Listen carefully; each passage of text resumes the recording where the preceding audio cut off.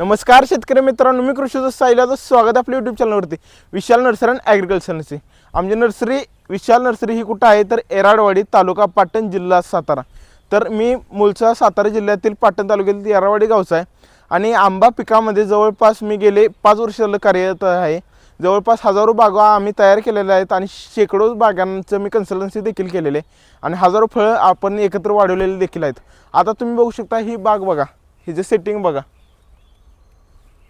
हे बघा. आता इकडं पाठीमागे या.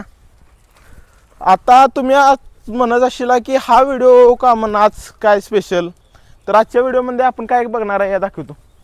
ह्यो आंबा दिसाय भारी वाटतो का नाही, हे बघा इथं सेटिंग बघा किती आंबा आहे बघा. 1 2 3 4 5 6 7 8 9 10 जवळपास इथंच 12-15 आंबा आहे. आता आजचा व्हिडिओ का काढलाय माहिती आहे का, ह्यो आपला आंबा आहे ना तयार झालेला तो हा एकदम धोक्यात.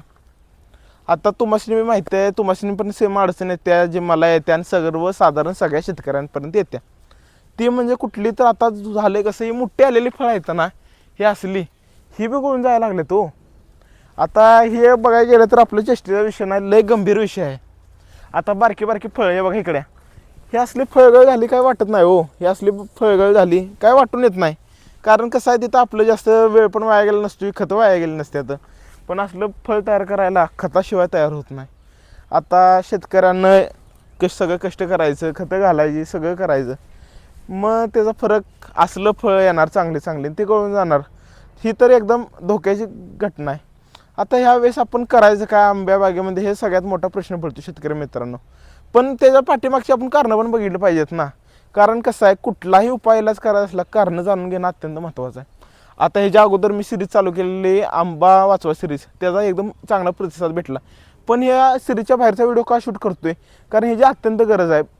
जवळपास 15 ते 20 शेतकऱ्यांचं मला कॉल येऊन गेले की सर असं आमच्या बागेमध्ये होतं आहे, म्हणून हा व्हिडिओ बनवतो आहे. आता झालं आहे काय तुम्ही बघू शकता, इतकं टेम्परेचर वाढलं आहे. आता हे मार्चचा महिना चालू आहे तर इतकं भयान टेम्परेचर.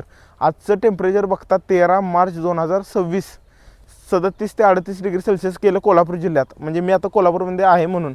तर आता त्याचा फरक काय झाला माहिती आहे का, आपल्या आंब्याच्या बागेमध्ये ह्या फळांना काय टेम्परेचर जास्त सहन होत नाही. काय होतं आहे, पाणी आपल्या बागेमध्ये आपलं कंटिन्यू राहिलं पाहिजे. जर का पाणी भेटलं नाही त्या झाडाला तर काय होतं आहे, तर फळगळ होत्या. म्हणजे आता तुम्ही म्हणत असाल तर किती दिवसाच्या फरकानं पाणी पाहिजे, तर सर्वसाधारणपणे आपल्या आंब्याच्या बागेमध्ये हे असली फळं चांगले टिकून ठेवायसाठी ड्रीप जर का असलं, आता कसं असतंय त्याच्यावर बी पाणी आता कुठल्या झाडाला किती लागलं आणि कसं ते फरक होत. पहिली गोष्ट आहे ना, तुमच्या बाग कुठल्या रानात आहे. समजा आता तुम्ही बघू शकता कातळावेळी असते म्हणजे कुठली कोकण, नंतर काय काळी माती असत्या म्हणजे साधारण बाकीच्या महाराष्ट्रामध्ये भेटून जाईल. त्यानंतर काय कायची खडकावर असत्या, काय डोंगरात असत्या, त्यानुसार चेंज होतं आहे. सर्वसाधारणपणे आहे ना, जी आपली काळी माती आहे ती पाणी जास्त वेळ धरून ठेवतं आहे बरं का. त्याचा फरक काय होतो, आपल्या झाडाला थोडं जास्त दिवस भेटतं आहे. आणि काय जमीन ज्यात ऑर्गॅनिक कार्बनचं कंटेंट जास्त आहे, म्हणजे सेंद्रिय कर्ब त्या बागेत चांगला आहे, तिथं रिझल्ट म्हणजे कसं पाणी धरून ठेवतं त्याचं बागेत जास्त.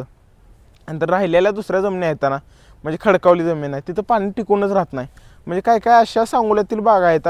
आता आमचे एक शेतकरी आहेत प्रथमेश होतारी, त्यांची देखील आता तिथं आहे ना जवळपास 400-450 झाडं आहेत. त्यांच्या पण बागेत हा प्रॉब्लेम आला आहे.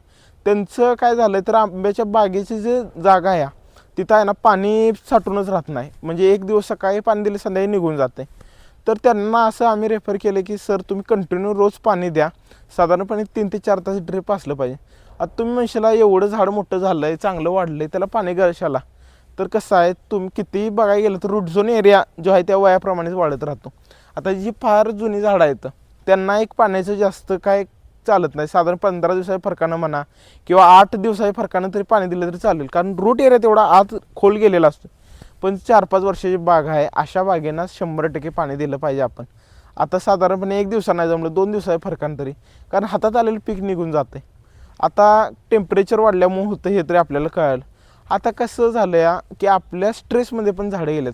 स्ट्रेस म्हणजे काय होतं आहे माहिती आहे का, ही पानं असतात ना, ही पानं सुकणे किंवा पिवळी पडणे थोडेसं. आता ही हिरवीगार एकदम दिसतं काळीझार, म्हणजे ह्याचं कसं आहे ह्यात सगळे घटक कंटेंट चांगला आहे. आणि फळावरनं पण तुम्ही बघू शकता फळाची इथं थोडीशी कमी आहे. हे आता आमचं वेल मेंटेन असल्यामुळे फळाची संख्या तुम्ही खाली पडलेली बघितली तर कमी आहे. आता इकडं बघायला गेलं ना तर आंब्याचं टेम्परेचरवर हे महत्त्वाचं झालं. आपण पाणी बघितलं मग आता आणि पाण्याचा दुसरा एक फरक काय पडतो माहिती आहे का, जेव्हा आपलं हार्वेस्टिंगला येतं म्हणजे जेव्हा आता आपला ह्यो आता या मार्च आला आहे, एप्रिलमध्ये साधारणपणे सगळ्या बागेत पाड लागतो. त्या कालावधीत जर का थोडंसं आपण लवकर पाण्यात ताण दिला, म्हणजे जर का पाणी आपण 15 दिवस अगोदर बंद केलं तर होतं काय, पाड लवकर लागतो. पाड लवकर लागला आपल्याला मार्केटमध्ये पण लवकर येतो ना, आणि जी चव असते ना फळाची ती पण एकदम क्वालिटीमध्ये तयार होते. हे सगळं कशावर आहे तर पाण्यावर निर्मित आहे. हे आता आपल्या झाडाला पाणी द्यायचं कधी तर साधारणपणे जी आपली नवीन प्लांटेशन आहे 1 ते 2 दिवसा फरकाने पाहिजे, म्हणजे पाहिजेच 3-4 तास तरी. आता नंतर फळगळ अजून थांबवायला काय करू शकतोय, काजू म्हणून एक आपल्याला खत भेटते बरं का. त्याचं काय असतंय तर आपण ते सोडायचं, म्हणजे काय स्ट्रेसमध्ये बाहेर काढायचं, झाडाला लय फरक पडतोय काजू. आणि त्यासोबत आहे ना CPPO म्हणजे काय आपलं सायटोकानिनमुळे पण आहे ना फळगळ थांबायला मदत होत्या. म्हणजे कारण कळालं मेन टेम्परेचरचं आहे.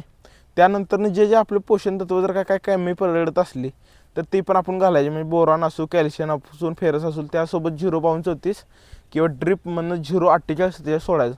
आता 48-47 जरा चांगला आहे बरं का.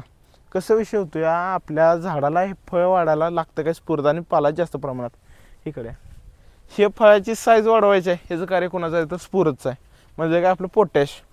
आणि ह्याचं जरा क्वालिटी चांगली, फळगळ वगैरे सगळं गळ वगैरे थांबवायला आहे ना आपण पालाश वापरतो.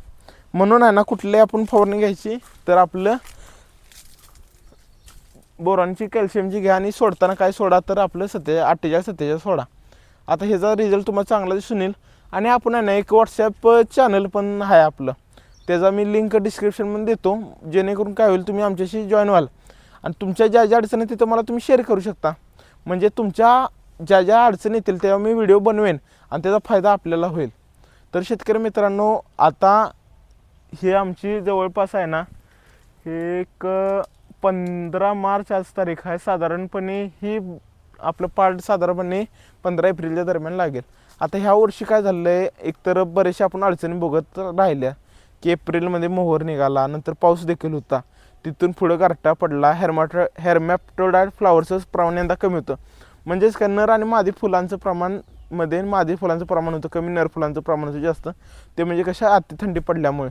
हे सेम प्रसंग 1992 साली पण झालता. आता ते जर का तुम्हाला जाणून घ्यायचं असलं, खाली एक आपला व्हिडिओ येत असेल, ते चॅनलवर चेकआउट करा विसरू नका.